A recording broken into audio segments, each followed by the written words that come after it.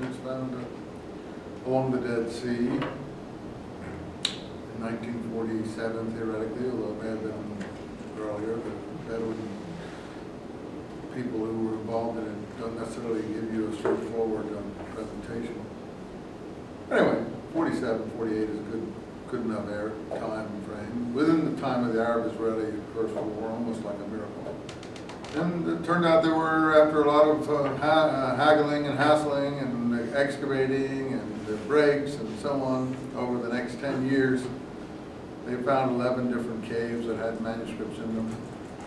And ultimately there were, I think about 2,600 different texts that were found, pieces of them, not full.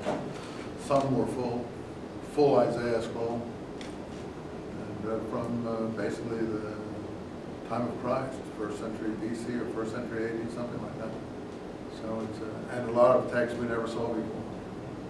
Crazy, wild, exciting, interesting texts. Every book of the Bible is there except Esther, and maybe Nehemiah, though Nehemiah was considered to be part of Ezra at that time, and Ezra is there, so probably Nehemiah is, if we had the whole thing. A lot of it's just in bits and pieces. But every book of the Bible has been found. Every important book of the Bible. I just mentioned Deuteronomy. That seems to have been the book they were most interested in. They liked Deuteronomy of all the law books the most. There's something like 27 different copies of Deuteronomy. And a lot of copies of Isaiah. And a lot of texts we never saw before, which is what I work on, which are probably about the Messianic movement in Palestine in the 1st century, and therefore, in my view, if not in others, contradict what Christianity tells us about the 1st century. And that's the controversy. Because what Christianity tells us in the Gospels are probably not native Palestinian documents.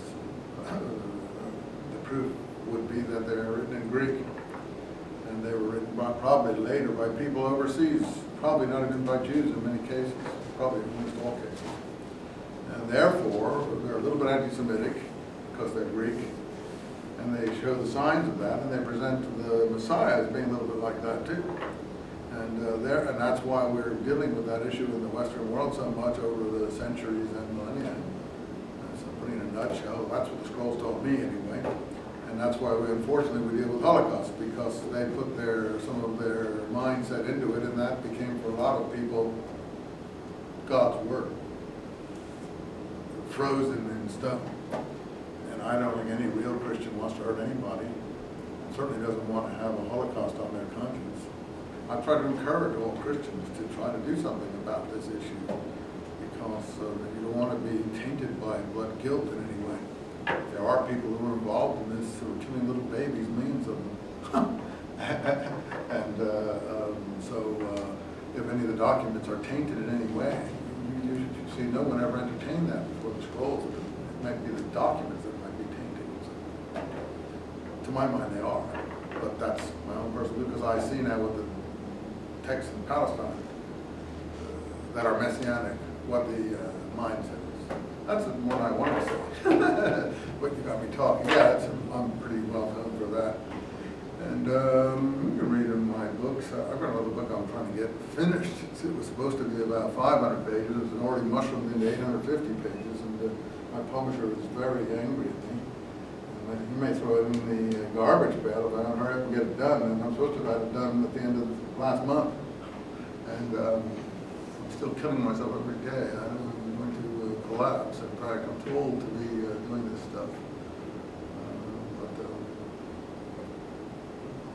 Most of the ideas that I've just talked to you about in that book, and that's called the New Testament Code.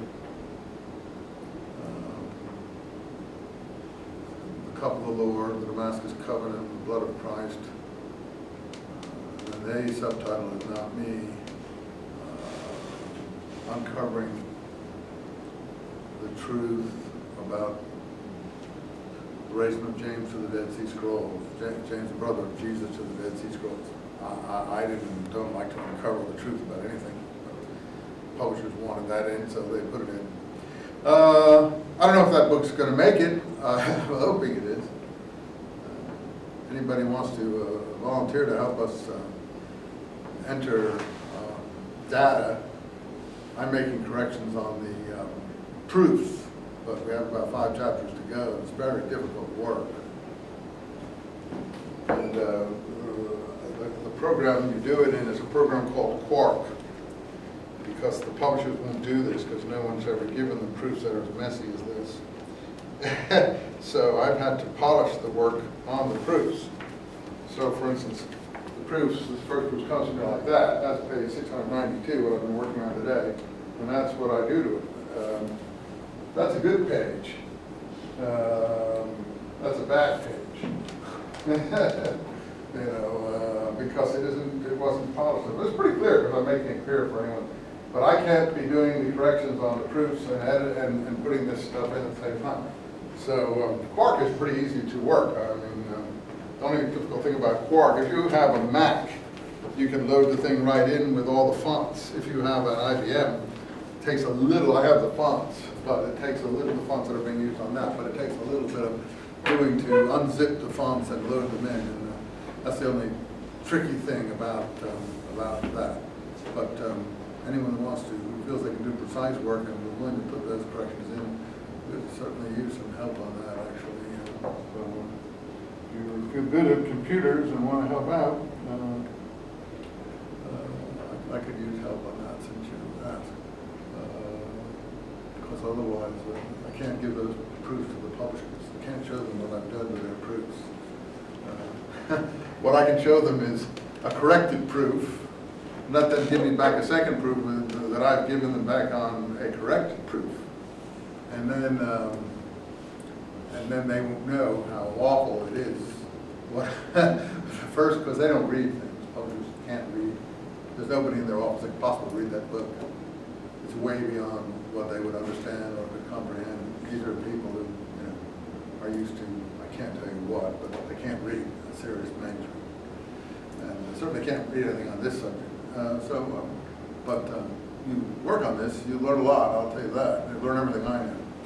But it has to be precise, you know, you have to be willing to do it. It takes, to go through one of those chapters, it takes about, I would say probably about 20 hours to go through a chapter of maybe 30 pages or something.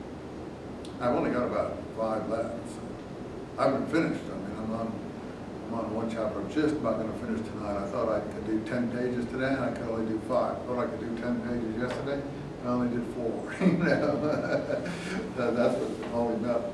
I got these proofs last November, and it's now almost October.